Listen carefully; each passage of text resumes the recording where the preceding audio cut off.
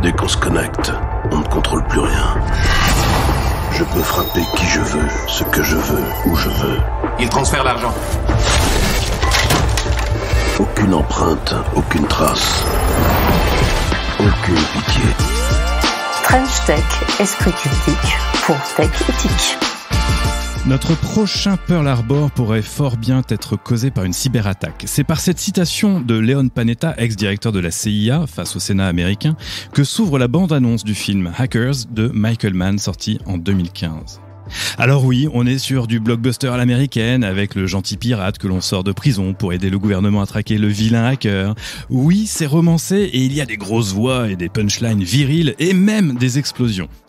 Il y aurait même une morale. Il ne s'agit pas d'argent. Il ne s'agit pas de politique. Je peux m'en prendre à n'importe qui, à n'importe quoi, n'importe où, nous susurre le méchant au combiné de son téléphone ultra sécurisé. Alors, de quoi s'agit-il ? Une affaire personnelle ? L'hubris du petit génie de l'informatique ? Ou juste l'envie d'empêcher le monde de coder en rond ? Aux origines de l'état d'esprit hacker, on trouve une certaine idée de liberté.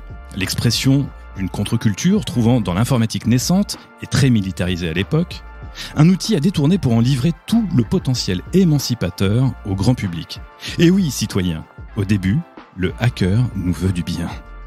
L'ironie, c'est que par sa contribution à l'adoption du numérique dans nos sociétés, le bon hacker a aussi contribué à deux effets contre-productifs. Un, la création, de fait, d'un terrain de jeu, ou peut-être devrais-je dire de chasse, pour de nouveaux criminels, eux aussi appelés, mais peut-être à tort, hackers. Deux, l'évolution du hacking comme mouvement de contestation d'un système à un nouveau business mondial doublé d'une arme de déstabilisation massive, voire de guerre, soit exactement ce que les premiers hackers combattaient au départ. Nous tenterons donc aujourd'hui d'aiguiser nos esprits critiques en matière de cybercriminalité et de cybersécurité avec notre invitée Elena Poincé, ex-agent de la DGSE et CEO de Tetris, fleuron français et européen de l'industrie cyber, en cherchant d'abord à mieux comprendre le phénomène, puis en nous demandant s'il existe vraiment une éthique du hacking, autant côté gentil que côté méchant. Avant de finir en nous projetant dans ce qui nous attend pour les années à venir. Bienvenue dans French Tech, le talk show qui décortique les enjeux éthiques de la tech. Dans cet épisode également la chronique Patch Tech de Fabienne Billa et la philothèque d'Emmanuel Goffi. Mais avant de retrouver notre invité, il est temps pour vous de nous rejoindre dans le studio comme si vous y étiez. C'est le warm-up de l'émission. French Tech, esprit critique pour tech éthique.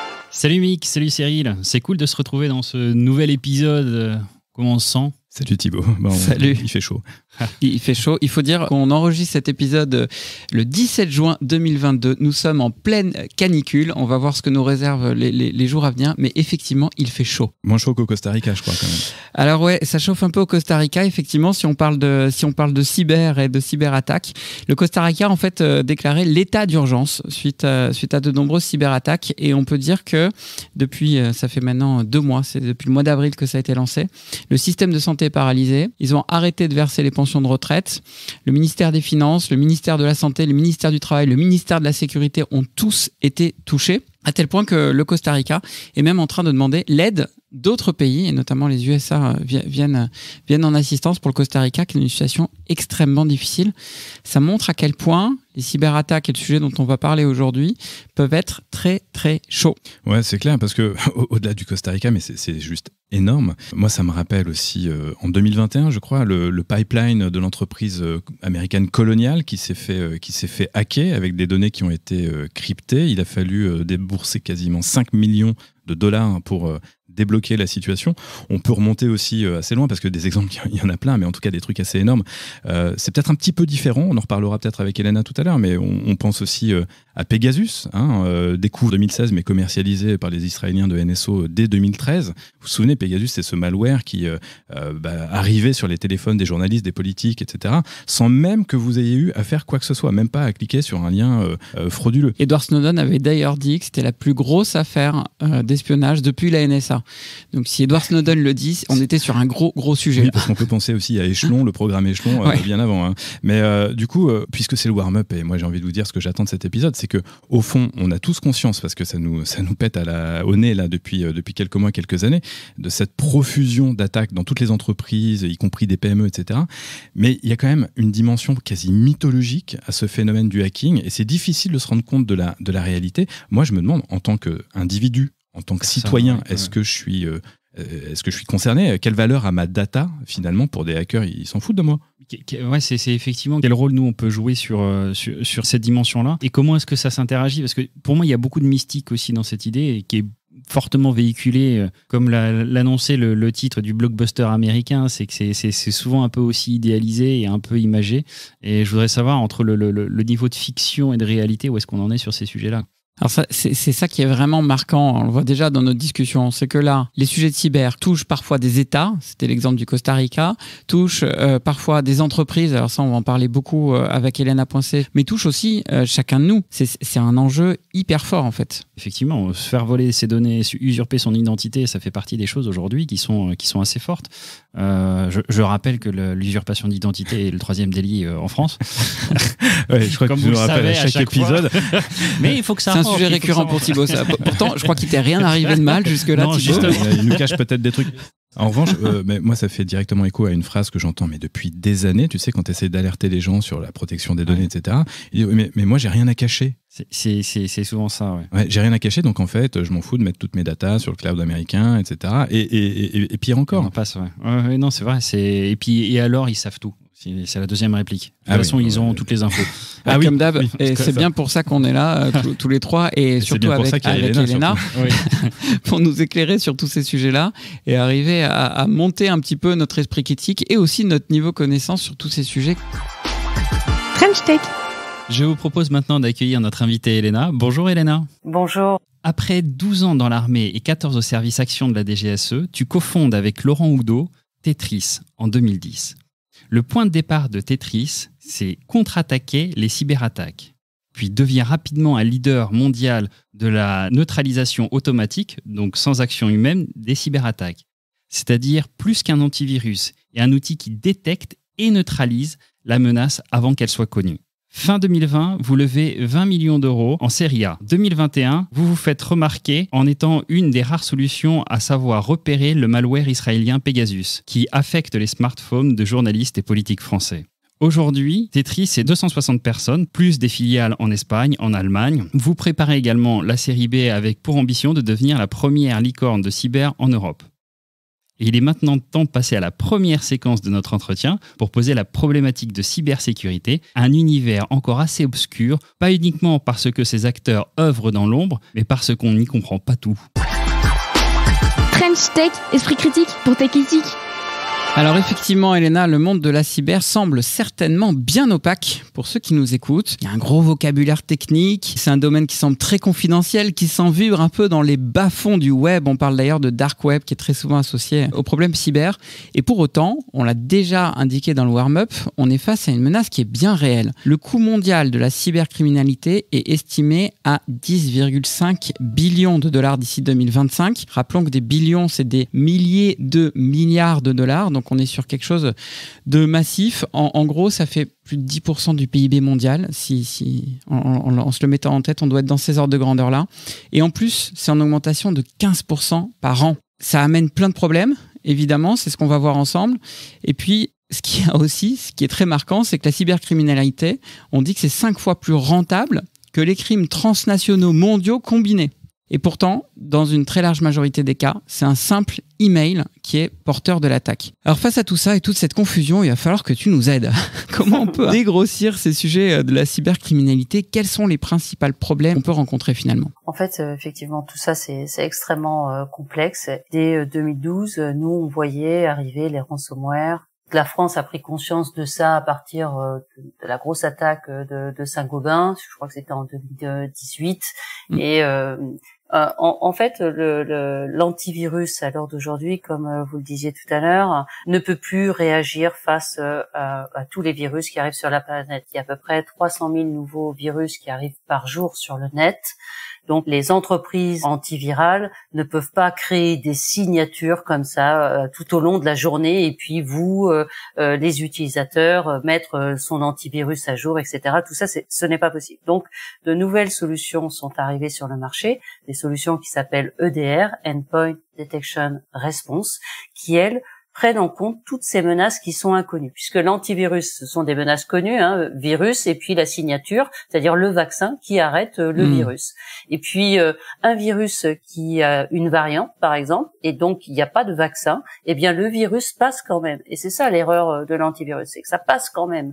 Et du coup, ça devient un ransomware, une backdoor, enfin quelque chose de malveillant qui s'installe sur votre système d'exploitation. Mais du coup, si on comprend bien, effectivement, l'antivirus, donc lui, il va agir sur des choses qu'il reconnaît, qu'il connaît. Exactement. Alors que ces nouvelles générations d'Endpoint Detection Response surveillent en fait tout ce qui se passe sur l'endpoint, c'est-à-dire c'est sur tous nos devices, nos smartphones, nos smartwatches, les ordinateurs, etc. Et dès qu'ils voient passer quelque chose qu'ils ne connaissent pas, ils le bloquent par défaut. Du coup, c'est lié au comportement du device? C'est exactement ça. C'est un agent, cet agent EDR, là, Endpoint Detection Response, qui est sous une base d'intelligence artificielle, de deep learning, avec tout un réseau de neurones qui est entraîné en permanence, et ça c'est tout le travail qui est fait au niveau de la recherche et développement. C'est aussi toute une intelligence globale et collective avec différents éléments comme des sandbox, comme des fermes virales, comme une CTI, c'est-à-dire une cyber threat intelligence, où par exemple nous, quand on a un virus qui arrive en Chine par exemple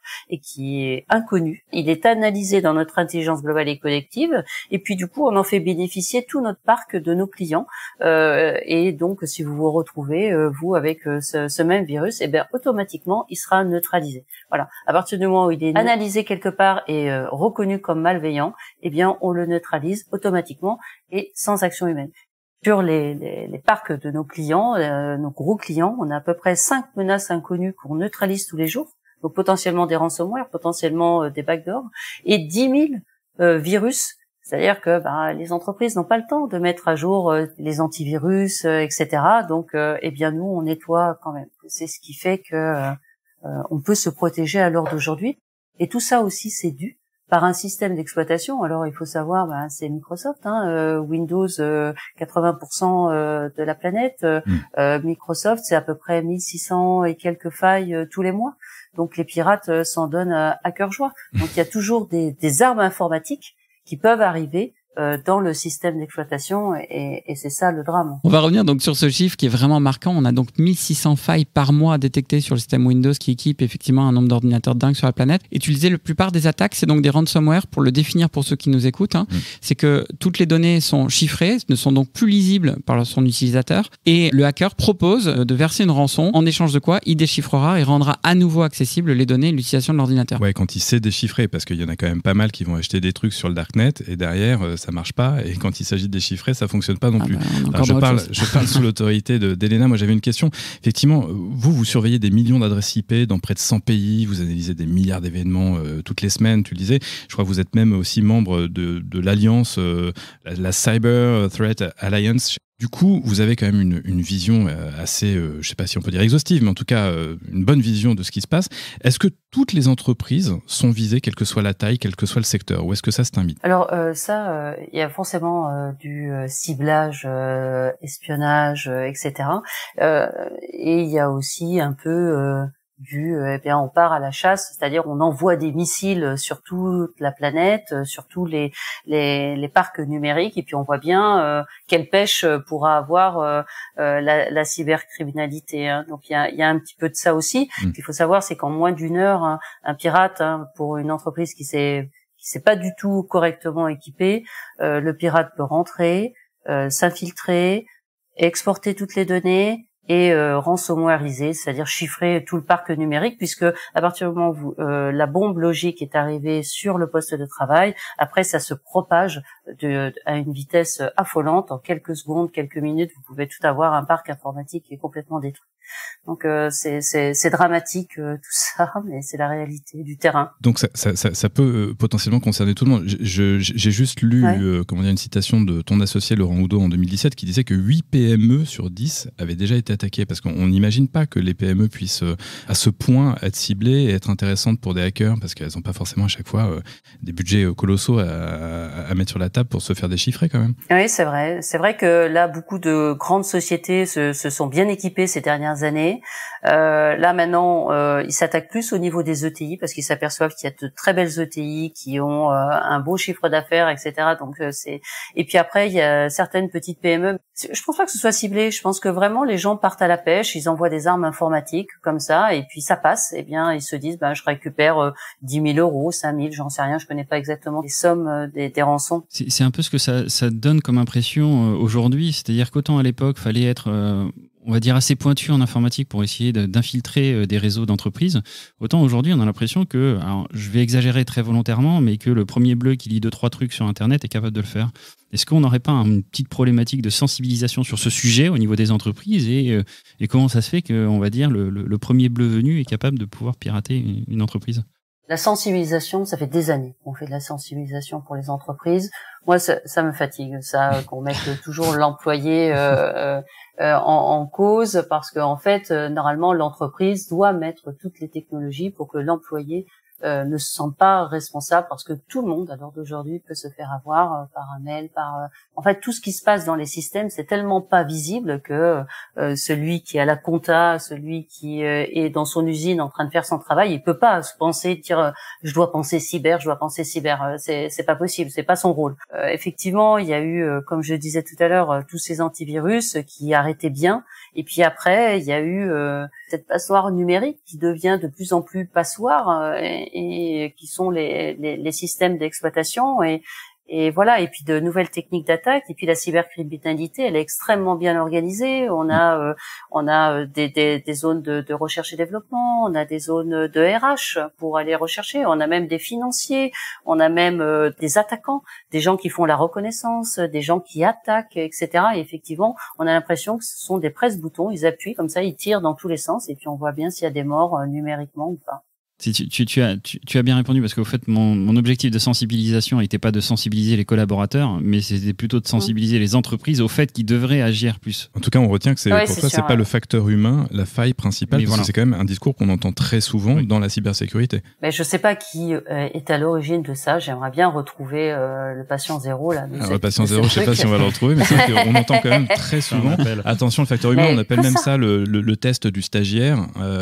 J'ai entendu ça chez un de tes confrères, consoeurs, je sais pas. Mais donc c'est pas le facteur humain. Moi j'aime pas ça, parce qu'en fait lui il est pas responsable de ce qui se passe à l'intérieur de la machine, et si l'entreprise n'a pas mis les bons outils pour qu'ils puissent travailler sereinement, je veux dire, et regardez je sais pas, un service RH, combien de CV ils reçoivent par jour, s'ils peuvent plus, voilà, comment on peut déterminer s'ils tremblent à chaque fois qu'ils doivent ouvrir un CV, c'est compliqué. Ouais. C'est pas possible. Déjà qu'on a du mal à recruter. J'ai une dernière petite question sur ce thème, Elena. J'ai entendu dire que les entreprises françaises avaient été particulièrement visées parce que les assurances remboursaient et payaient les rançons pour le compte de l'entreprise et remboursaient vachement bien les dégâts, et que les hackers au niveau mondial avaient compris ça et donc attaquaient particulièrement les entreprises françaises. Mais il paraît que les assurances ont arrêté depuis. Est-ce que c'est une légende urbaine, ça, ou est-ce qu'il y a une réalité?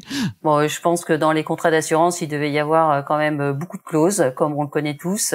Elles ont peut-être effectivement remboursé au départ parce que croyant pouvoir faire du business derrière, mais elles se sont rendues compte effectivement que ça coûtait beaucoup trop cher de payer en rançon, et donc c'était peut-être pas le meilleur business model. Donc effectivement, je pense que maintenant, avant que les assureurs assurent correctement les entreprises, il va falloir que les entreprises montrent un peu leur niveau de cybersécurité. Oui. Merci pour tous ces premiers éléments sur cette première séquence qui était une plongée dans la cyber.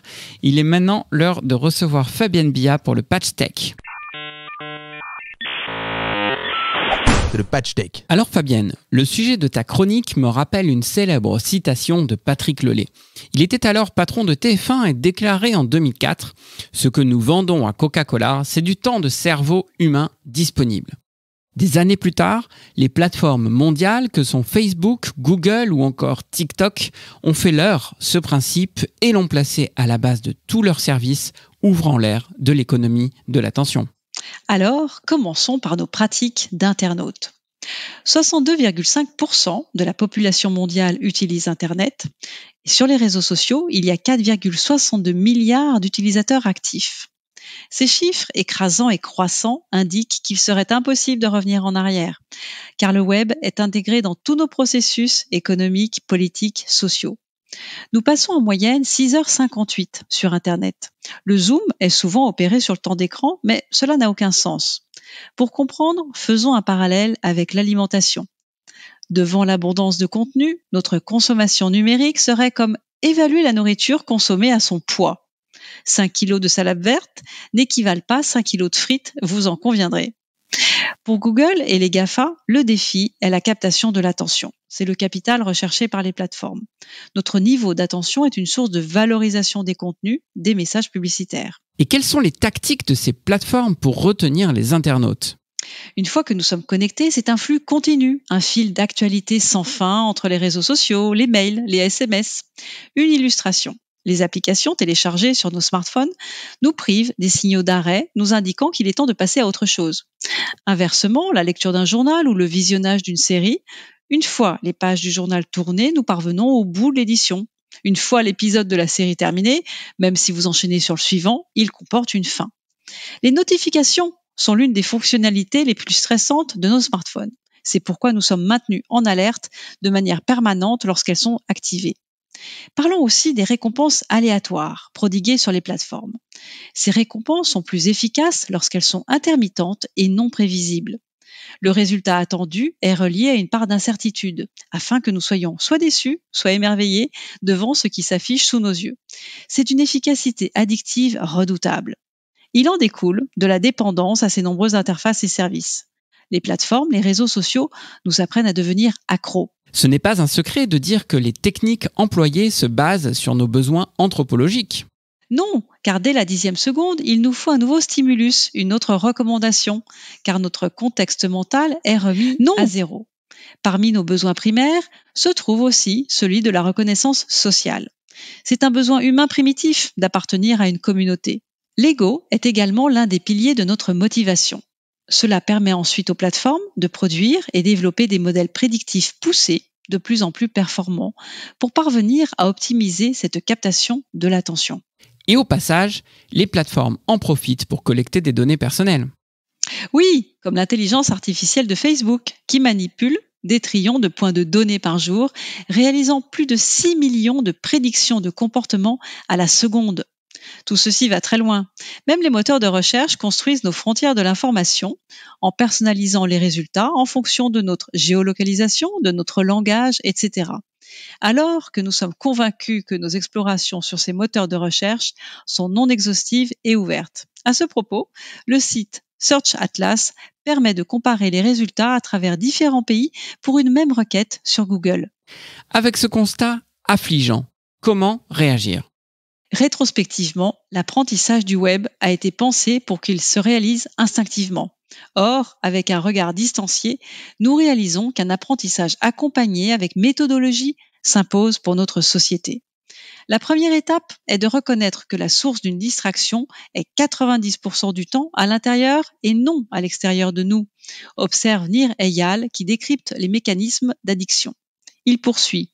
Il ne s'agit pas de dénigrer nos comportements, il s'agit d'opérer sa propre régulation plutôt qu'un sevrage brutal. Individuellement, posons-nous la question. En nous connectant, de quoi avons-nous vraiment besoin ? De quoi avons-nous envie d'être avertis ? Nous devrions prendre l'habitude de préciser nos intentions avant toute connexion, puis évaluer la qualité de l'expérience. Cela concerne l'éducation à la consommation de l'information. C'est la redéfinition nécessaire de nos usages d'internautes. Plutôt que d'être défensifs, soyons acteurs responsables en postant intelligemment, sans engager nos enfants par exemple en évitant de publier les échographies ou les photos de nos bambins. Au-delà d'un modèle économique, Internet est un modèle civilisationnel qui a un impact fondamental sur le fonctionnement de la démocratie. On peut légiférer, taxer, mais nous devrions nous sentir responsables. French Tech, esprit critique pour Tech Éthique. Alors, Pentesters, pirates bienveillants, White Hat, voilà quelques noms pour désigner ce que l'on peut appeler aussi des hackers éthiques d'une certaine façon. Alors, dans cette séquence, on va se poser la question, une éthique du hacking est-elle vraiment possible? Existe-t-elle vraiment? D'un côté, depuis ses débuts, le hacking forme une contre-culture, on l'a dit, avec ses codes et sa ligne de conduite, posée d'ailleurs dès 1986 dans le célèbre Hacker Manifesto de The Mentor, Lloyd Blankenship, de son vrai petit nom, qui parle d'un objectif qui supplante le désir égoïste d'exploiter ou de causer tort aux autres. De l'autre, nous assistons à une déferlante d'attaques ciblant autant les particuliers que les entreprises et les institutions, on vient d'en parler, et une tentation de plus en plus forte de répondre œil pour œil et dent pour dent. D'ailleurs, c'est un peu l'intention de départ de Tetris en 2010, Elena, hacker les hackers. Je cite, où est-ce qu'on en est vraiment de cette idée de hacker les hackers? La contre-attaque. Pour vous faire un petit parcours de Laurent, Laurent a commencé à coder en 1984, il avait 9 ans, il a fait sa première ligne de code sur un Commodore 64. Donc, Commodore 64. Et en 85, donc un an plus tard, il a hacké son premier jeu. Donc à 10 ans, il commence à hacker, et puis depuis, il est resté dans la matrice. Et du coup, en 98, il finit son école d'ingénieur. Là, il pouvait casser tout Internet parce qu'il avait trouvé une faille dans les protocoles d'Internet à l'époque, et il pouvait faire tomber Internet. Donc voilà, hacker éthique, c'est ça en fait. C'est-à-dire que on passe pas la barrière, quoi. On passe pas de l'autre côté, de la force, quoi. J'allais dire, et dans le dark.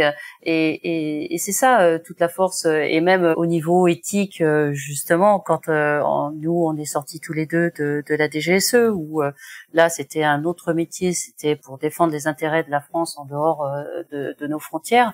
Mais quand on a créé notre société Tetris, justement, c'était faire des tests d'intrusion au niveau cyberespionnage, au niveau étatique pour des sociétés du CAC 40, et puis de leur apporter une vraie visibilité et expertise technique. Et c'est là où on s'est aperçu quelque part du drame, c'est-à-dire que c'était crunchy. C'est-à-dire c'était un peu dur à l'extérieur, et puis après on rentrait facilement dedans. Puisque tu l'évoques, parce que c'est quand même assez rare d'avoir d'anciens agents terrain, spécifions-le quand même, de la DGSE, d'une part dans le podcast, mais aussi en général qui en parlent. Sans t'emmener sur ce terrain-là, une question néanmoins. C'est vrai que quand tu travailles pour les services de renseignement français, tu es là pour protéger le territoire et ce qui s'y passe. Est-ce que le piratage des entreprises sous une exception d'intelligence économique ne devrait pas faire l'objet aussi d'une protection au même titre des institutions publiques plutôt que de le laisser à la main d'entreprises privées? Je suis un peu taquin en te posant la question puisque tu es la patronne d'une entreprise privée. Mais bon. Exactement, parce que si tu veux, moi je démarre un petit peu du discours descendant, comme si tout le monde avait, parce que tu es en haut au niveau étatique, tu as le savoir, donc tu es sachant. Tu vois, donc en fait c'est pas ça. Surtout en informatique et même les hackers éthiques, etc. Parce que il y en a certains qui vont aller dans une profondeur de, je vais t'imaginer ça en centimètres, 50 centimètres de profondeur dans l'ordinateur, tu vois, dans les systèmes informatiques, dans les couches très très basses. Puis il y en a un autre qui va aller à 1 mètre. Donc tout ça, c'est montrer sa force de hacking, etc. C'est extrêmement compliqué, et du coup des sachants qui ne savent pas, c'est toujours très compliqué de les écouter, et voilà. Donc moi ce que je dis, c'est qu'il faut que les entreprises privées restent privées, et puis sont quelque part bien plus en avance que l'État dans ce domaine-là, sur cette partie-là, en termes de défense et de protection de leur système informatique. Et après l'État fait ce qu'il peut avec les moyens qu'il a. Ça, c'est un autre sujet. On n'a pas envie de payer plus d'impôts non plus, quoi. On est bien d'accord sur ce point. Donc, il y a quelque part aussi une question de budget alloué de l'État sur la sécurité informatique, si on essaie de résumer un petit peu ce point-là. L'État a son rôle de surveiller tout ce qui est ministère, enfin tout ce qui est étatique, quoi, d'accord. Et puis aussi tout ce qui est OIV. Des organismes d'importance vitale qui sont dans différentes entreprises, parce que si ces organismes-là tombent par une malveillance informatique, eh bien ça peut engendrer des problèmes pour toute la population française. Oui, ces entreprises de télécom, les grandes entreprises de transport, voilà, c'est des infrastructures, quoi. C'est ça. Et pour autant, de façon plus old school, on a quand même connu aussi des affaires d'espionnage, notamment en 2011, je crois, chez Renault, où on avait volé les plans de la stratégie toute électrique de Renault, et on voit bien 10 ans après que c'était vraiment stratégique pour eux. Et pour autant, je crois qu'il y a eu une implication de l'État dans la prise en charge de... Mais après coup. Donc en gros, ce que tu nous dis, c'est que l'État intervient toujours après coup sur ces sujets-là, et que c'est quoi notre place par rapport aux autres pays européens ou même dans le monde? On est les derniers de la classe, ou c'est une question d'investissement uniquement? Oui, c'est une question d'investissement aussi des différentes sociétés. Mais tu sais, nous, avec Laurent, on est allé voir différentes sociétés pour faire des tests d'intrusion, etc. On leur a dit qu'ils étaient piratables en moins d'1 heure et qu'on pouvait détruire toute leur entreprise. Et il leur a fallu peut-être 3 ans, 4 ans pour prendre les bonnes décisions, etc. Donc tout ça, c'est des histoires de volonté. Les responsables informatiques qui s'occupent de la sécurité informatique dans les entreprises font ce qu'ils veulent.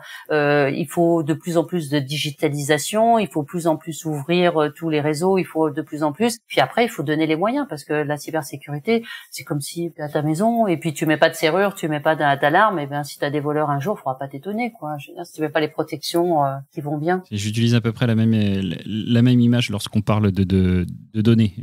Quand on dit qu'on n'a rien à cacher, je dis mais pourquoi vous mettez une porte chez vous? Ce qu'il faut savoir, c'est que tes données, par exemple, si un hacker te les prend, il va faire du bénéfice sur toi, et tu vas peut-être être sans arrêt, on va sans arrêt te téléphoner pour te vendre un truc, on va usurper ton identité pour te faire quelque chose. Donc la data, c'est vraiment quelque chose qui est de l'or pour la cybercriminalité, et il faut qu'elle soit absolument protégée.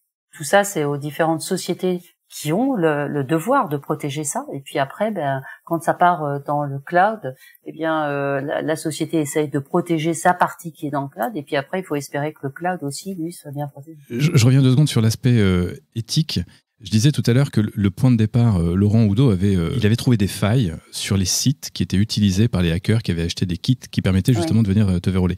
Et il était capable donc de remonter la piste, donc ça permettait aux enquêteurs de retrouver potentiellement les hackers. Mais il était aussi capable de prendre la main sur les serveurs et sur les PC, quitte à les bloquer lui-même aussi. Donc c'était une vraie petite révolution. J'aimerais savoir si cette idée de contre-attaque, elle est toujours d'actualité chez vous et ou ailleurs, et si en l'état, du coup, ce côté œil pour œil, dent pour dent d'une certaine manière, c'est bien éthique aussi, voire est-ce que c'est légal? En fait, ça c'était une démonstration, c'était lors d'une conférence qu'il avait faite à Singapour, et du coup là c'est la notion d'hacker éthique. C'est-à-dire, on fait des démonstrateurs comme ça pour montrer, voilà. Et donc, il avait trouvé effectivement 13 0D sur tous les systèmes de nombreuses armes informatiques des hackers. Et le but, c'était de démontrer la contre-attaque, etc. Je sais que beaucoup de services de renseignement ont repris cette méthode-là, et justement, c'est l'idée, c'est de remonter au plus loin pour savoir l'attribution de la menace, et ça c'était quelque chose comme ça. Après, nous, notre rôle, c'est pas de faire ça, c'est pas à nous de faire de la riposte quand un client est attaqué. En revanche, ce que l'on fait, c'est de la contre-attaque dans les systèmes d'information. C'est cette fameuse neutralisation automatique et sans action humaine là, auquel on procède, c'est-à-dire un missile arrive, on fait un antimissile. On détruit la menace avant qu'elle s'installe sur le poste de travail et qu'elle détruise tout l'entreprise. Mais à force d'être attaqué, est-ce qu'on ne pourrait pas imaginer que des entreprises aient elles-mêmes envie de riposter, alors pas seulement par un antimissile, mais en envoyant elles-mêmes un missile à ceux qui les attaquent? Là, tu vois, on n'est pas, c'est pas possible, quoi. Tu vois, il y a au niveau des armées, il y a le ComCyber, mais c'est dans le cadre de la cyberguerre. Ça, c'est leur rôle. Après, les entreprises privées, bon. Elles rentrent pas encore là-dedans. Non, je pense pas. Je pense que c'est un peu illégal, quoi. Pour autant, on a quand même le sentiment, enfin en tout cas, il y a des articles qui sont parus, etc. depuis quelques années, que les États, et même l'État français d'ailleurs, n'hésitent pas non plus dans une logique d'espionnage industriel à aider certaines entreprises à aller regarder ce qui se passe chez les petits copains, notamment en passant via des services, dont la DGSE, pour aider justement ces licornes, parce que tout le monde le fait, donc on peut le faire. On reste sur cette dimension éthique, question éthique. Est-ce que c'est bien de le faire? Est-ce que c'est nécessaire, ou est-ce qu'on n'a pas le choix finalement? Ce que je crois, c'est que les Américains se privent pas de le faire. Donc ça, tout le monde le sait. Donc l'espionnage industriel, c'est leur grande force. Et puis en plus de vraiment contribuer au business de l'entreprise avec les entreprises privées, etc. En France, on n'est pas comme ça. Il y a vraiment un mur entre les différentes institutions privées publiques. Après, je sais pas si il y a des choses qui se font, s'il y a vraiment de gros problèmes peut-être. Tu le dis que le fait que les USA font de l'espionnage industriel et que tout le monde le sait. Tu peux nous donner quelques éléments parce que on en entend beaucoup parler. Peut-être ceux qui nous écoutent en ont des rumeurs, mais est-ce qu'il y a des éléments tangibles qui sont venus nous prouver ça? Est-ce qu'on a un exemple factuel? Ouais. Regarde simplement entre les deux tours là, François Hollande, enfin Nicolas Sarkozy, François Hollande, c'est l'Élysée qui s'est fait péraver par les Américains. Bon, tu vois, donc je te donne cet exemple-là. Voilà. Après, tu sais, toutes les attaques informatiques, elles sont anonymisées. Hein. On fait croire que c'est pas tel pays. On fait croire que c'est les Chinois et les Russes à tous les coups, quoi. Moi, c'est non, ça je veux pas te dire ça comme ça, mais ce que je veux te dire, c'est que l'arme informatique, eh bien, tu peux l'écrire en chinois, en je sais pas quoi, en népalais ou machin, et puis après, comment tu peux savoir que ça a été écrit par un Français, un Allemand, un Américain, un Russe, etc. Oui, la signature est pas évidente, voilà. Ouais. Exactement. Ok, eh ben merci beaucoup. On va conclure cette deuxième séquence qui était donc sur l'éthique du hacking et nous allons tout de suite passer à la philothèque d'Emmanuel Goffi. De la philo, de la tech, c'est philothèque. On peut en avoir un peu, beaucoup ou un peu trop. Aujourd'hui, Emmanuel, tu vas nous parler de l'ego. L'ego, vous savez, cette célèbre brique de notre être. Pourquoi parler d'ego dans une rubrique sur la technologie, me direz-vous? Eh bien parce que dans notre monde hyper technologisé, l'individu est noyé dans la nosphère de Vladimir Vernadsky et Pierre Thiers de Chardin, il disparaît dans le village global de Marshall McLuhan et il s'efface dans le cosmopolitisme de Diogène de Sinope. Dans ce monde, le besoin d'exister, d'être reconnu comme un individu à part entière, à la fois comme partie d'un tout qu'est l'humanité et comme être singulier, se fait de plus en plus fort. Quand tout le monde est visible, plus personne n'est visible. C'est là le drame de notre époque. Les nouveaux médias ont permis à tout un chacun d'exister en dehors d'une sphère jusque-là limitée aux proches, aux amis et aux collègues de travail. En mettant en avant chaque individu au sein d'une masse d'individus, les réseaux sociaux par exemple, ont favorisé l'ostracisation de l'individu au profit des individus, souvent réunis sous le vocable contesté d'opinion publique. Pourtant, on entend tout le temps que notre société deviendrait de plus en plus individualiste. On constate effectivement, dans certaines régions du monde, une montée de l'individualisme. L'hédonisme de l'Occident, par exemple, a conduit à une réification de l'individu et fait de la satisfaction de son plaisir une fin en soi. Ce que nous avons engendré, c'est un monde solipsistique, c'est-à-dire un monde dans lequel la réalité est indexée à notre expérience individuelle. Un monde dans lequel il n'existe pas de vérité hors de nos perceptions individuelles et dans lequel, comme le disait Protagoras, l'homme est la mesure de toute chose. On a substitué au « je pense donc je suis » de Descartes, qui implique un doute sur soi-même et un effort intellectuel pour élever sa conscience, un « j'estime savoir donc je suis », qui nous amène à exprimer de simples opinions de manière péremptoire, à les asséner, parfois avec violence, dans une lutte à mort pour la reconnaissance. Cette lutte pour la reconnaissance, que Hegel inscrivait dans une relation de domination maître-esclave, et dans laquelle, pour exister, le maître doit impérativement nier l'individualité de l'esclave, qui ne peut, de fait, accéder à cet être spirituel qui caractérise l'être humain, et qui passe par deux choses fondamentales, la conscience de soi et la reconnaissance par un autre être spirituel de ma nature autodéterminée, de ma capacité à choisir par moi-même, de ma volonté autonome et donc potentiellement différente. Et donc par solipsisme, nier l'individualité d'autrui reviendrait donc à réfuter sa propre représentation du monde, sa vérité et donc son existence en quelque sorte. Tout à fait. Cette relation intersubjective, elle entraîne soit une reconnaissance mutuelle, qui aboutit à une relation d'égalité, soit un déni de reconnaissance de la part de l'un des acteurs. Or, pour le philosophe et sociologue Axel Honneth, la reconnaissance, elle est vitale sur le plan psychologique, en termes d'autoréalisation, et sur le plan socio-ontologique. En l'absence de reconnaissance, l'être humain est confronté à l'expérience du mépris. et il exprime son besoin de reconnaissance par un engagement, plus ou moins virulent, dans une lutte pour l'obtenir, en niant, à son tour, si besoin est, la conscience de l'autre pour le dominer. Cette réaction, elle procède à la fois d'une relation hiérarchique qu'elle contribue à entretenir, et d'un refus de se soumettre à une autre conscience, surtout si on ne la reconnaît pas comme supérieure ou légitime. Mais lorsqu'il est question d'ego, il est difficile de reconnaître l'autre comme égal de soi. La tentation est bien plus grande de le diminuer pour éviter que ne s'installe une relation d'égalité qui ramènerait l'individu à son statut d'élément d'un grand ensemble appelé humanité et le rendrait donc invisible. Donc plus il y a de prise de parole et plus il y a de risques que cela dégénère, n'est-ce pas ? Effectivement. Et cette relation, elle se traduit par une affirmation de soi parfois violente. Il suffit de lire les échanges sur certains réseaux sociaux pour voir que cette relation de domination est l'enjeu de bien des commentaires. Pour s'affirmer en tant qu'être singulier dans cette masse bruyante, il faut en fait créer de la distance entre soi et les autres. Pour ce faire, j'ai en gros deux options. Soit je creuse l'écart en accédant à un niveau de savoir qui me distingue des autres, soit je creuse cet écart en niant le savoir des autres, en les dénigrant. La violence qu'on retrouve sur certaines plateformes n'est rien moins que l'expression d'un désir de reconnaissance, objet d'une lutte à mort symbolique. L'éclosion de spécialistes autoproclamés en épidémiologie, à la faveur de la pandémie du Covid, ou en sciences politiques, que ce soit au sujet des élections ou de la situation géopolitique, montre à quel point notre ego, relayé par certains outils technologiques, peut conduire à l'abolition de tout doute sur notre légitimité à nous exprimer sur des sujets que nous ne maîtrisons pas. Mais alors, quel est le rôle de la technologie dans ces comportements ?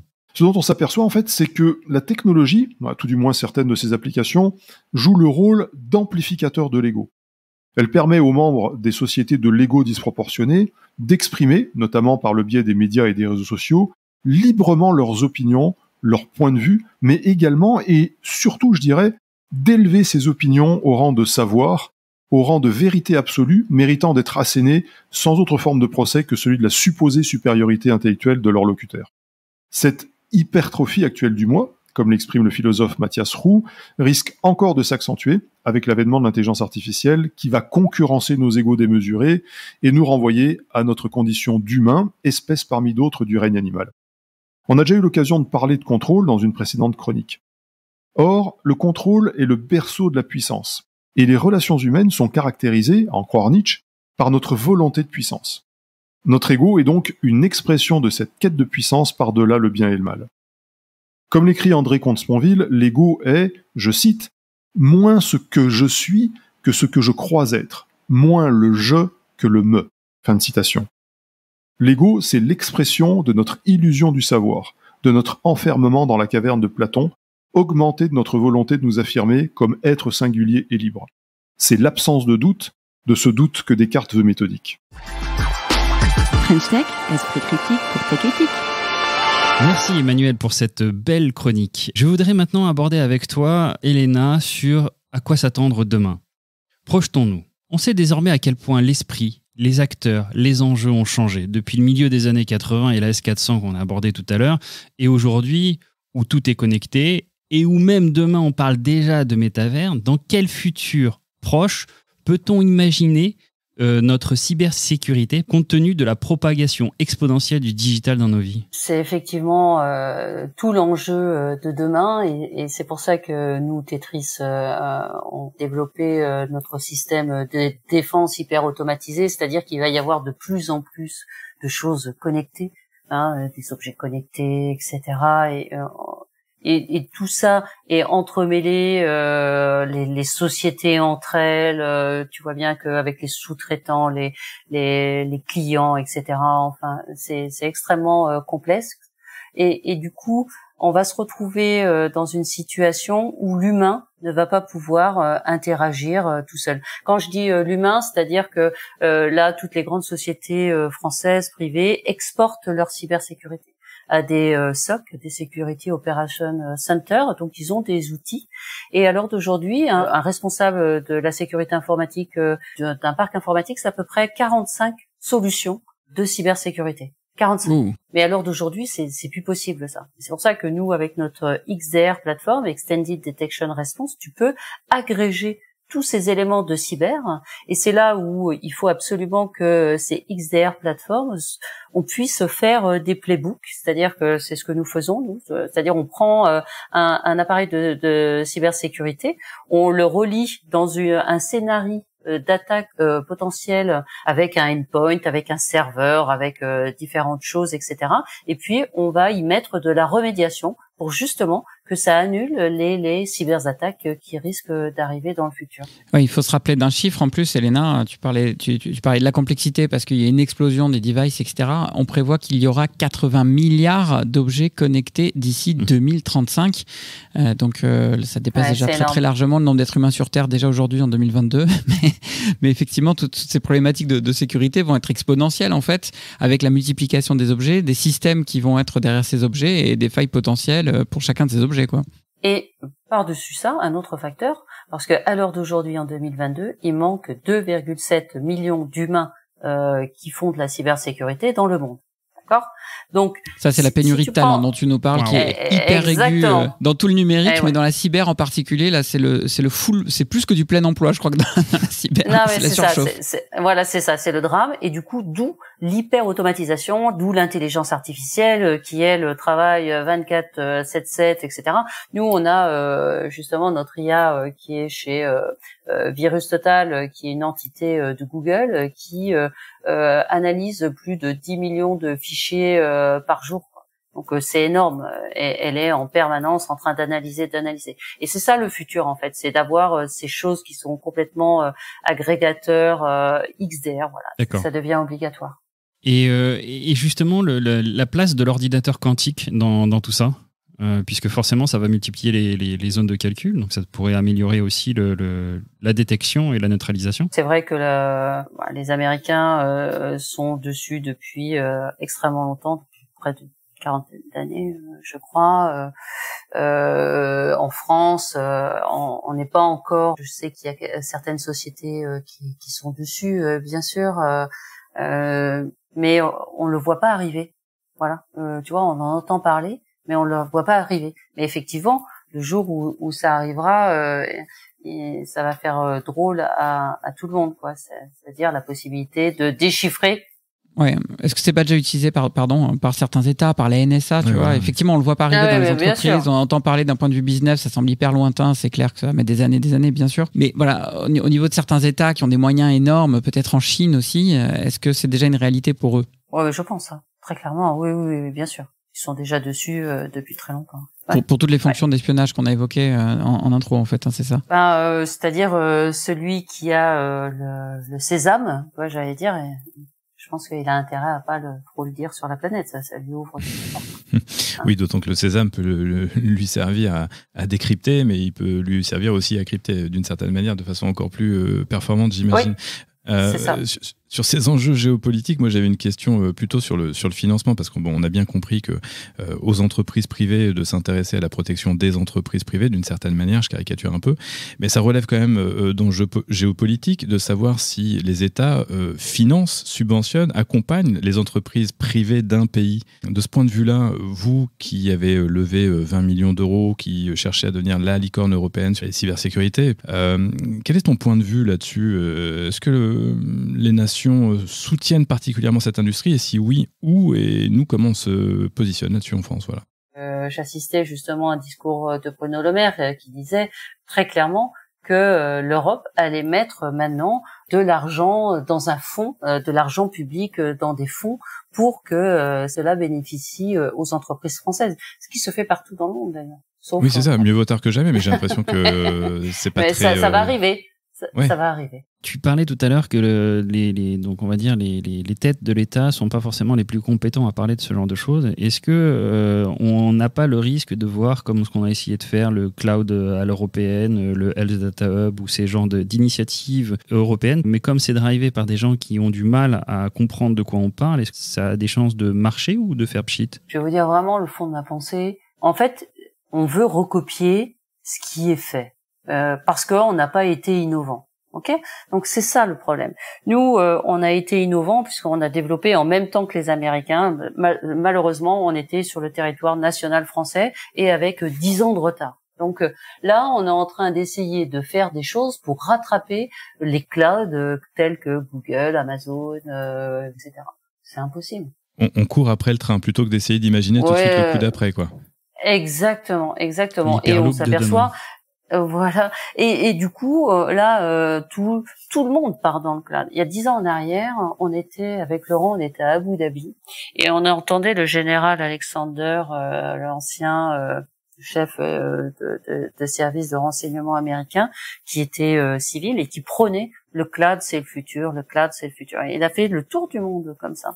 Et nous, on rencontrait des différentes sociétés et ils nous disaient, mais le cloud, jamais on ira dans le cloud. Aujourd'hui, tout le monde y est. Tout le monde. Et maintenant, comment ces gens-là, avec toutes les données, des données énormes qui sont dans les clouds aux US, comment est-ce qu'ils pourraient arriver dans un cloud européen? Je pense que c'est. Alors la question que tu poses derrière la question du cloud est directement liée du coup à la cyber, c'est les enjeux de souveraineté. Et là, pour le coup, tous les enjeux de cybersécurité sont au cœur des enjeux de souveraineté même des États finalement. Ouais, et puis tout à l'heure, j'entendais parler éthique, etc. Mais c'est ça, par exemple, tu vois, dans nos solutions, elles sont security and ethic by design. Éthique, pourquoi? Parce que tous nos concurrents sont américains et israéliens. Quand ils placent leur agent dans ton poste de travail, ils sont capables de récupérer tous tes documents. C'est-à-dire ton PowerPoint avec ta propale, ta stratégie d'entreprise, ton budget, tout ce qu'on peut imaginer sous Excel, Word ou PowerPoint.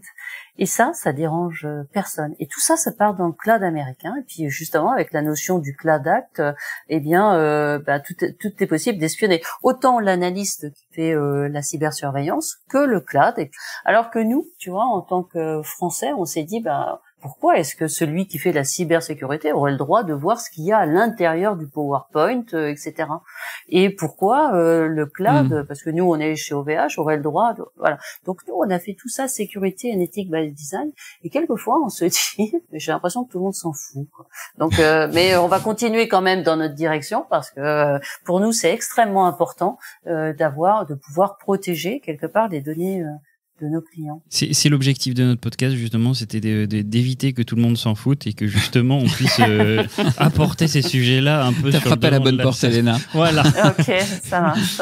En tout cas, merci beaucoup pour ces informations. On va du coup te raccompagner à la porte de cette émission pour pouvoir enclencher notre débrief et d'essayer de synthétiser un petit peu tout ce qu'on a entendu et toutes les informations que tu nous as données. Merci Elena. Merci beaucoup Elena. Merci à vous trois. À bientôt. Au revoir. À une prochaine. Au revoir. French Tech, esprit critique pour Tech Éthique. Et nous voilà maintenant tous les trois pour essayer de débriefer sur cette émission sur la cybersécurité.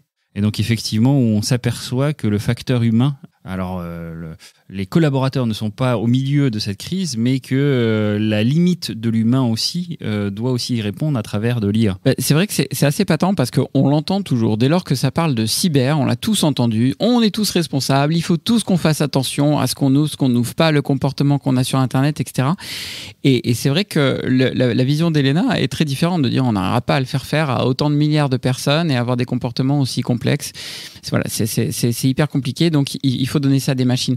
Quelque part, ça me rappelle même un petit peu ce qui se passe sur l'écologie. Si on peut, je me risque à une image un peu limite parce que c'est quand même dans un autre domaine. On dit oui, on est tous responsables, mais peut-être aussi qu'il y a des choses à faire au niveau des États. Peut-être qu'il y a des choses à faire à des niveaux beaucoup plus hauts. Alors certes, me faites pas dire ce que j'ai pas dit. Le comportement de chacun est hyper important pour transformer ça. Bien sûr, c'est peut-être aussi aux États à un moment donné de permettre ce fonctionnement-là pour tout le monde et de prendre les décisions qui vont s'imposer pour tout le monde. Je pense qu'il y a un sujet de responsabilité pour continuer sur ton analogie et qu'effectivement c'est pas la responsabilité, enfin c'est pas aux collaborateurs à porter l'unique responsabilité, mais effectivement aux entreprises aussi à prendre part dans cette responsabilité là. Je pense que c'était aussi le sens d'Elena. Ouais, je pense que c'est tout à fait ce qu'elle dit. Moi, ce que je retiens, c'est quand même qu'à demi-mot, il faut quand même rappeler que Elena, elle a servi notre nation. Elle a été militaire, elle est passée par la DGSE. Elle a vécu sur le terrain et elle a pu observer aussi sur le terrain un certain nombre de choses. Sacré personnage d'ailleurs. gros respect, effectivement. Et elle nous dit quand même, mais sans trop oser nous le dire, parce que elle a servi les intérêts de la nation, peut-être même qu'elle les sert encore aujourd'hui à travers Tetris, on ne sait pas bien qui elle accompagne exactement en dehors des entreprises privées pour lesquelles elle travaille, mais elle nous fait quand même bien comprendre qu'on est largement en retard et qu'on commence tout juste à se demander comment doter des fonds spéciaux pour que ça rejaillisse sur les entreprises, certes privées en France, notamment, pour qu'on muscle notre jeu sur la cybersécurité / cyberdéfense. Est-ce que ça veut dire que demain, on sera plutôt tenté d'aller vers des entreprises étrangères, qu'elles soient américaines, chinoises, ukrainiennes, j'en sais rien, peu importe, pour notre sécurité, dans la mesure où, à la différence d'un service de renseignement qui se doit d'être national pour protéger le sol national, on n'a pas forcément besoin d'aller sur quelque chose de national pour sa cybersécurité, étant donné que c'est hors sol pour le coup. D'ailleurs, moi j'ai lu d'autres interventions d'Elena qui milite pour une autonomie technologique de la France et de l'Europe en particulier. Donc c'est aussi pour ça que la fondée Tetris, et j'espère qu'on n'aura pas à aller chercher des solutions chinoises ou américaines ou d'un autre État, parce qu'on ne maîtriserait plus du tout la manière dont nous-mêmes nous protégeons. Et donc de fait, on ne serait plus protégé contre un certain nombre d'attaques quand elles sont étatiques. Mais c'est quand même un peu déjà le cas, parce que quand elle nous dit que Windows a 1600 failles par mois, mais aussi propose les patchs, déjà Windows est partout. Vous qui êtes des spécialistes de la data et du move to cloud, enfin je veux dire, toutes les entreprises françaises, enfin beaucoup, sont déjà passées de l'autre côté, on va dire. Pourquoi pas sur l'aspect sécurité à ce moment-là? C'est un peu, on pourrait reprendre le parallèle, on va dire sur l'actualité, avec l'Allemagne qui n'avait pas souhaité fortement investir sur le domaine militaire et qui confiait ça plutôt aux États-Unis, et avec les conflits qui arrivent aux portes de l'Europe, ont décidé drastiquement de changer leur fusil d'épaule, façon de parler. Il y a autre chose aussi, c'est qu'on l'a déjà touché sur d'autres épisodes d'ailleurs, le côté pharmacone de la techno. La techno vient amener des problèmes, donc là c'est des problèmes d'attaque, de cybermenaces qui peuvent faire à l'échelle mondiale, où les attaquants peuvent taper un peu au hasard, ils tirent partout et puis on voit où ça atterrit suivant là où on est le moins protégé finalement. Et puis à côté de ça, on est en train de créer des solutions technologiquement hyper avancées. Ça se passe dans le cloud, ça se passe à base d'IA, ça se passe à base d'algorithmes complexes, à base de données qui sont récoltées sur des milliards et des milliards d'endpoints, donc de devices qui vont être protégés. Et encore une fois, c'est la techno qui vient apporter une réponse à un problème que la technologie a elle-même créé. Ça, je suis bluffé. Ça revient tout le temps. C'est passionnant. Et ça ramène également, pour terminer, la question de la servitude volontaire, puisque tu parais bien petit face à tous ces enjeux. Tu sais pas à quel sein te vouer, donc il faut quand même que tu te places sous la coupe d'un protecteur. Et il faudra savoir si c'est le protecteur public, privé, et s'il sera français ou américain, chinois, ukrainien, pour reprendre les mêmes exemples de tout à l'heure. Merci Cyril pour ces dernières paroles qui clôturent très bien notre épisode sur la cybersécurité. Merci Mick. Merci à toi. Merci Cyril. Merci à toi Cyril. Merci à vous deux. À bientôt. À bientôt. French Tech, esprit critique pour Tech Éthique. Et voilà. Plus ou moins 60 minutes viennent de s'écouler et normalement, votre regard sur la cybercriminalité n'est pas tout à fait le même qu'au début de l'épisode. Merci à vous d'avoir pris le temps. Oui, merci de vous autoriser cette pause pour nourrir votre esprit critique sur les enjeux éthiques que soulève l'environnement technologique dans lequel nous baignons. Car oui, encore, que nous en soyons les concepteurs, les acheteurs ou les usagers, nous avons le droit et la responsabilité d'exercer notre esprit critique sur ces sujets pour en rester acteurs plutôt que spectateurs. Trench Tech, c'est terminé pour aujourd'hui, mais vous pouvez nous écouter ou réécouter sur toutes vos plateformes de podcast préférées. Et n'hésitez pas à nous dire ce que vous en avez pensé et à nous liker, ça fait toujours plaisir, voire à nous aider à propager l'esprit critique pour une tech éthique en partageant cet épisode. Le philosophe français de la technique Jacques Ellul disait « L'important n'est pas de savoir lire, mais de savoir ce qu'on lit, de raisonner sur ce qu'on lit, d'exercer un esprit critique sur la lecture. En dehors de cela, la lecture n'a aucun sens. » Ça, c'est pour la lecture. Mais n'en est-il pas de même pour notre usage des technologies ?